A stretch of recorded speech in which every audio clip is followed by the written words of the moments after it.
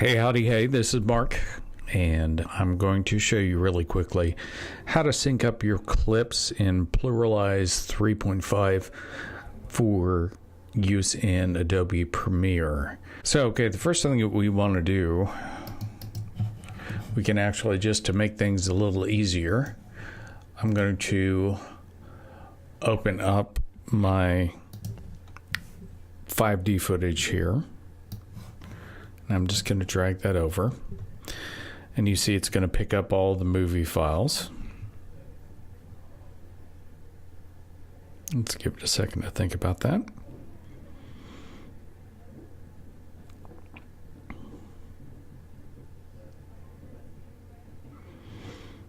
Okay, 4 clips in your project have a duration of less than 5 seconds, and I'm fine with that. So now I'm going to go over here and I'm going to grab the audio that I recorded with the 633 that I want to sync up with it. So I'm going to drag that over there too. And once again, it takes a second to think about everything. But now we've got all the files in our timeline here. And right now, nothing's in sync. It's just a complete mess. So all we have to do here is go up to synchronize. Boop. Let it think for a little bit.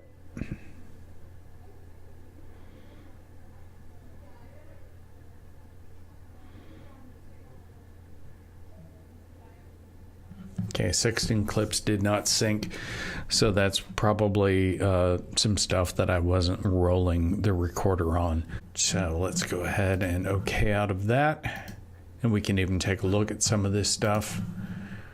Okay, yeah, that's, just craziness.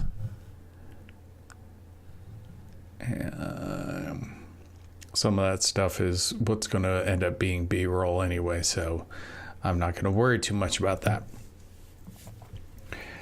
So, okay, now I need to prepare this so that it can go into Premiere. So I'll just go export timeline. And we'll say Premiere Pro. And you can create an additional sequence in which the video clips have the original camera audio replaced with corresponding synced external audio.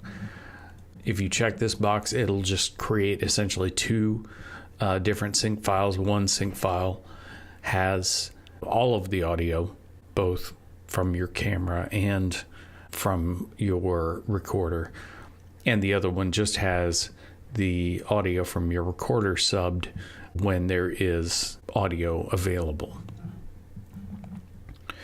So if we go here now, export, and I'm going to send that to my drive, to the sync thing, and I'll create a folder, and I'll call this Day 1 Sync.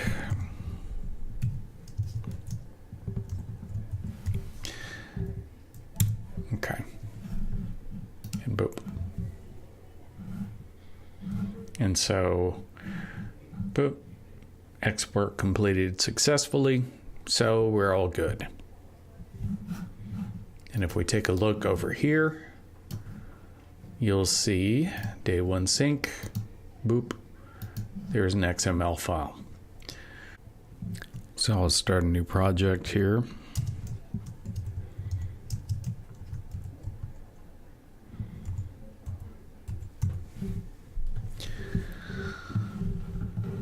And I'll go ahead and I'm going to make sure I'm saving that to my external drive.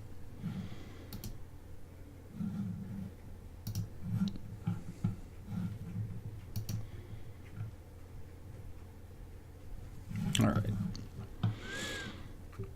And so now I can just go in here, right click, import the Day 1 Sync. Here we go.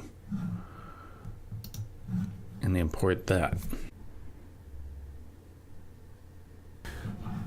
Okay, and so you see that importing that XML file, we got our folder for audio recorder 1, so that was our day 1 recording our folder for camera 1, which is our day 1 camera stuff.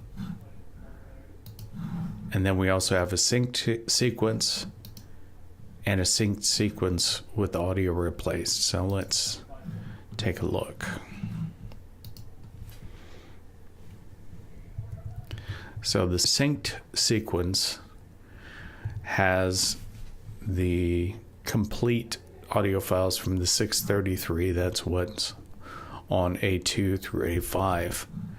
And it also has the audio from the 5D camera synced up with things.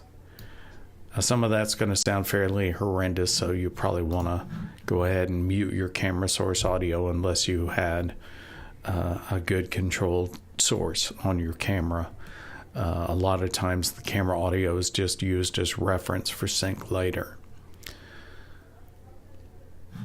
So that's what the synced sequence looks like. Now, if we look at synced sequence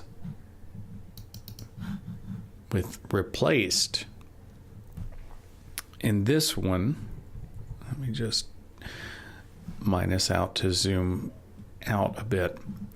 It only has the audio from the 633 recorder when it's present. So it replaced the camera audio except when there is no 633 audio. So like this shot here didn't have any 633 audio, so it just left it loose out there. But everything else that had a corresponding audio file from the 633 is synced and matched up lengthwise. So you could go in there, select all, and then close the gaps. Or I guess that would be sequence close gaps.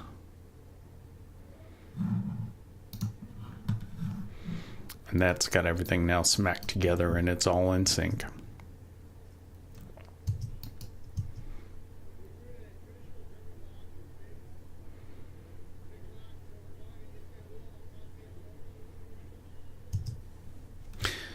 So there we go. That's how you do it to get it into Adobe Premiere Pro if you're using Plural Eyes 3.5.